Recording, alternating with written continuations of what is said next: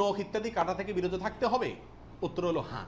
নবী রাসূলুল্লাহ সাল্লাল্লাহু আলাইহি ওয়াসাল্লাম বলেছেন, মান আরাদা আন ইউদাহিয়া, যে ব্যক্তি কোরবানি করার ইচ্ছা রাখে, পোষণ করে, ফালা ইয়াখুয মিন শা'রিহি ওয়া আযফারিহি শাইআ, সেই জন্য তার নখ চুল ইত্যাদি কোনো কিছুতে হাত না দেয়। কোরবানির ঈদের 10 দিন আগে, চাঁদ যেদিন উঠবে ওই দিন থেকে নিয়ে ঈদের দিন পর্যন্ত এগুলো করা যাবে না। কি করা যাবে না? চুল নখ ইত্যাদি কাটা যাবে না, কাটবে না কোরবানিকারী ব্যক্তি। কোরবানি দেওয়ার পরে চুল নখ ইত্যাদি কাটবে, এটা খেয়াল রাখা উচিত। 37 নম্বর প্রশ্ন হলো, কোরবানিকারী ব্যক্তি এই 10 দিন দাড়ি শেভ করতে পারবে কিনা? জটিল একটা প্রশ্ন। কোরবানি করবেন, বাকাওয়াতি করবেন, খুব ভালো কথা, জায়গায় এসে ধরা গেছেন, দাড়ি শেভ করতে পারবেন কিনা? উত্তর হলো না।